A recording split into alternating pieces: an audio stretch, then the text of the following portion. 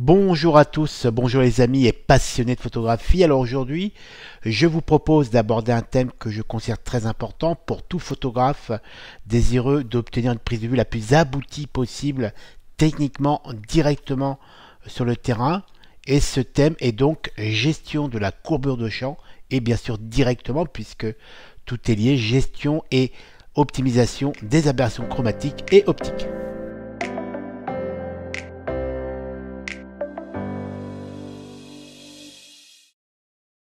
Alors pour aborder ce sujet, je vous propose de visualiser l'épisode numéro 4 des 11 qui composent donc mon tutoriel téléchargeable sur mon site de formateur sur le thème Maîtriser la prise de vue et votre boîtier. C'est parti.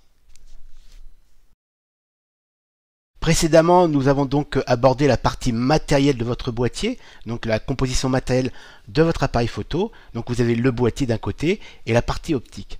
Pour en revenir donc à cette partie optique, tout à l'heure, lors de la partie qui correspondait donc à la mise au point, je vous ai parlé du plan de netteté, plan focal de l'image. C'est-à-dire quand on fait correspondre ce plan focal de l'image avec le capteur, la surface du capteur, nous avons donc une mise au point, nous avons donc un visuel net. Par contre, je vous ai aussi indiqué que malgré qu'on appelle ça le plan image, le plan net de l'image, malgré tout, il n'est pas plan, il est courbe, et on appelle ça la courbure de champ. Pour savoir l'origine de cette courbure de champ, donc on va venir sur un objectif, c'est le 24-105. Donc là, on est réglé à 24 mm. La raison du 24 mm, on va en parler par la suite. Le circuit image, qu'on a bien le sujet, donc qui génère un circuit image, qui vient donc impacter le bloc lentille. Ce circuit image, donc ce plan image arrive devant les lentilles, il est plan, sauf que après avoir traversé le bloc de lentilles, il sort, il est courbe. Et cette courbure de champ est due tout simplement au fait que le bloc lentille, puisque je vous le rappelle que c'est pas composé d'une seule lentille, mais plusieurs lentilles, c'est une construction optique très complexe. Et ce bloc lentille est composé de lentilles convergentes et de lentilles divergentes. Donc c'est-à-dire que certains rayons lumineux divergent et d'autres convergent. Donc la partie des rayons qui traversent les blocs de lentilles, certaines qui sont donc divergentes, génèrent une divergence du plan image et donc le transforme en plan courbe. Et c'est pour cette raison que l'image projetée au niveau du capteur, donc le plan image, le plan focal, en réalité n'est pas plat, il est courbe, on appelle ça la courbure de champ.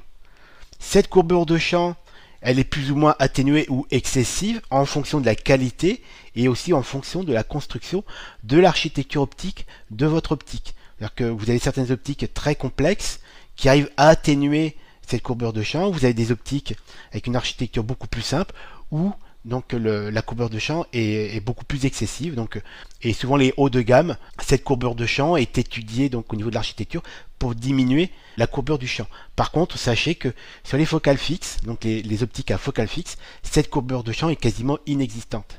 À savoir aussi, c'est que cette fameuse courbure de champ, elle est plus ou moins présente, elle est plus ou moins exagérée en fonction de la distance focale utilisée.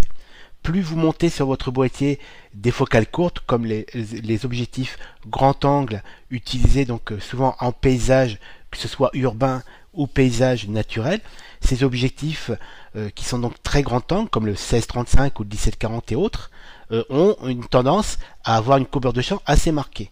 Donc ça demande dès le départ une préparation et une gestion de cette courbure de champ. Si vous montez des téléobjectifs à focale très longue, même si cette courbure de champ reste présente, elle est quasiment inexistante. Dans la pratique et pour mieux comprendre le problème de la courbure de champ, je vous ai réalisé donc ce croquis qui représente cette fameuse courbure de champ qui vient impacter le capteur. On a une zone centrale qui est une zone optimum, c'est-à-dire que l'optique rend une qualité optimum en termes de piqué et en termes de rendu netteté de l'image, et cette zone, plus on se rapproche du bord de la lentille, puisque c'est le bord symbolique de la lentille, plus cette zone se dégrade et génère des aberrations optiques, donc génère du flou image, génère de l'aberration chromatique, et tout cela est tout simplement dû à cette fameuse courbure de champ. Je vous ai fait un autre croquis qui représente ce qu'on peut voir donc à travers le viseur, à travers la lentille, et là vous avez donc la courbure de champ qui impacte le capteur, et si on regarde au niveau de la lentille, on a une image très nette dans le centre, et cette image, plus on s'approche du bord de la lentille, plus on rentre dans cette zone d'aberration optique. Le rendu de l'optique, le rendu de votre sujet est dégradé par justement cette courbure de champ. Pour illustrer encore une fois ces problèmes d'aberration optique dus à la courbure de champ, je vous présente donc cette photographie qui a été réalisée à Coimbra, dans un couvent à Coimbra, donc une ville au Portugal.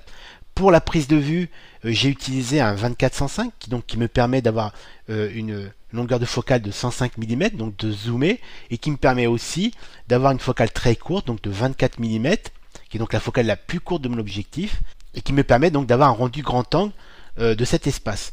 Le fait donc d'utiliser la focale la plus courte de mon objectif, qui donc est un 24-105, donc le fait de calibrer mon optique à 24 mm a forcément une incidence en termes de rendu image, et particulièrement au niveau de la courbure de champ et donc de l'aberration optique. Si on schématise ça à travers ce fond, la partie centrale, la partie blanche du fond, représente la partie optimum en termes de rendu piqué de l'objectif, et les parties grises sur les côtés représentent les aberrations optiques.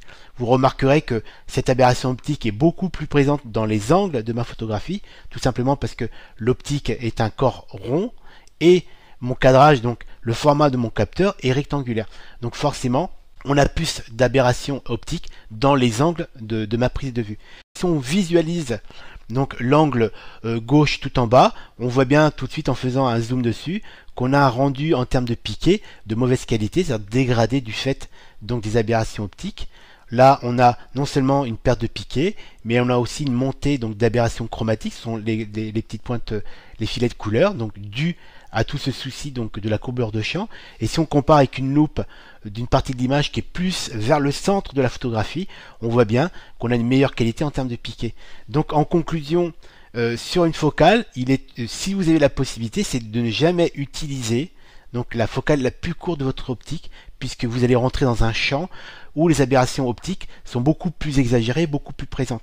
Si vous utilisez une focale intermédiaire, donc le 24-105, si vous allez vers la focale la plus longue, donc peut-être du 40 ou du 50, vous allez minimiser la présence de ces aberrations d'optique. À savoir, et c'est très important si vous voulez donc réellement avoir un rendu de votre image quasiment irréprochable, même dans les parties les plus extrêmes du bord de votre photographie. Il existe donc des solutions pour minimiser ces problèmes d'aberration optique dus à la courbure de champ. Donc on peut juste les minimiser, mais elles seront toujours présentes, mais on peut les rendre quasiment imperceptibles. Une de ces solutions, c'est de jouer sur la mise au point. Donc je vous rappelle ce que c'est que la mise au point. Donc ce croquis, on l'a déjà vu précédemment. Donc l'acte de réaliser une mise au point, c'est de faire correspondre le plan focal net de l'image. Donc c'est la représentation nette de la projection du sujet sur le capteur. C'est-à-dire que ce plan focal, il est parfaitement en contact avec le capteur, et donc là on obtient une image nette. Ce plan focal, on l'a vu ensemble, il n'est pas plan, il est courbe, on appelle ça la courbure de champ. Donc l'idée, c'est de répartir, en réalité on va jouer sur la mise au point pour la répartir un petit peu dans les bords et un petit peu au centre de l'optique. Pour cela, on va décaler très légèrement la mise au point, c'est-à-dire qu'on va sacrifier un peu la qualité qui est au top dans le centre de l'optique pour la répartir dans l'ensemble de l'image. Pour réaliser donc cette manipulation qui consiste à tricher un petit peu au niveau de la mise au point en décalant le plan focal vers l'intérieur du capteur, on va réaliser deux manipulations différentes. La première, c'est une manipulation en mode viseur, donc votre mise au point, vous la faites à travers le viseur de votre boîtier, donc à main levée le plus souvent, et l'idée c'est de ne pas utiliser donc le collimateur central, qui est celui qu'on utilise habituellement pour faire la visée, c'est de désaxer donc cette mise au point et de prendre un collimateur qui est sur les côtés. C'est-à-dire qu'en désactivant le collimateur central qui correspond au centre de la lentille, au centre du bloc lentille qui compose votre objectif, on prend un collimateur sur les côtés et qui a pour effet de décaler très très légèrement donc cette fameuse mise au point. Donc c'est vraiment du micro réglage, hein, mais ça permet de décaler un peu cette mise au point et de répartir donc ces aberrations d'optique. La seconde méthode, c'est quand vous travaillez en live view. Là, c'est différent, puisqu'on a vu le live view, le process de mise au point live view, on l'a vu précédemment. C'est qu'on va faire en sorte, c'est que la zone de référence, donc qui est représentée par ce petit cadre blanc, qui est donc la zone de mise au point, pareil, on ne va pas la laisser au centre donc de mon cadrage, puisque c'est le centre optique, mais on va légèrement le décaler sur la droite ou sur la gauche, peu importe. Le principal, c'est qu'il ne soit pas au centre. La conséquence, ça va être la même qu'en live view. Ça va très très légèrement décaler le plan focal de mise au point, donc le plan net de l'image, pour justement minimiser et répartir cette fameuse tolérance de mise au point. Donc cette solution reste quand même une bonne solution dans le cas où vous n'avez pas le choix, puisque vous n'avez qu'une seule optique et que vous utilisez la distance focale la plus courte pour respecter votre choix de cadrage. Donc ça reste quand même une bonne solution. Voilà, j'espère que vous avez apprécié cet extrait de ma formation sur les bases de la prise de vue et que cette astuce vous permettra maintenant d'améliorer considérablement la qualité technique de vos prises de vue, que ce soit au niveau de la gestion des aberrations chromatiques et bien sûr aussi au niveau du piqué global de vos images. Souvent on me pose la question, Antonio, tes images ont un piqué exceptionnel. Et bien justement, c'est une de ces astuces. Comme d'habitude, si vous cherchez à monter en compétence au niveau de la maîtrise de la photographie numérique, de la prise de vue terrain à l'impression, en passant bien sûr par la maîtrise des logiciels comme Lightroom ou Photoshop, je vous invite sur mon site www.j'adorelaphoto.com avec la possibilité par exemple de participer à des formations photo en présentiel, totalement finançable via votre compte CPF. La possibilité aussi de télécharger des tutoriels abordant l'ensemble de la photographie numérique. Je suis sûr que vous y trouverez de quoi répondre à vos besoins. Je propose aussi un blog filtration, un blog photo. Et bien sûr, n'hésitez pas à me contacter si vous avez besoin de compléments d'information. Je vous dis donc à très bientôt les amis.